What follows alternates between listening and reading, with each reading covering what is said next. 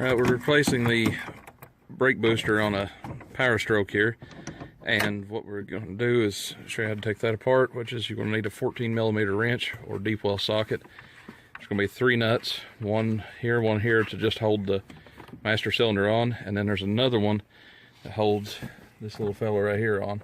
This little tab that holds the brake lines, and that gets and all you have to do is slide it forward. You might have to wiggle it a little bit, but that's all you got to do.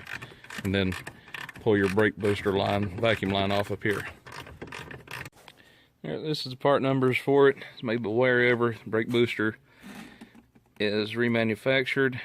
Yeah, that's the box it comes in, just so you guys get an idea. And this is what it actually looks like.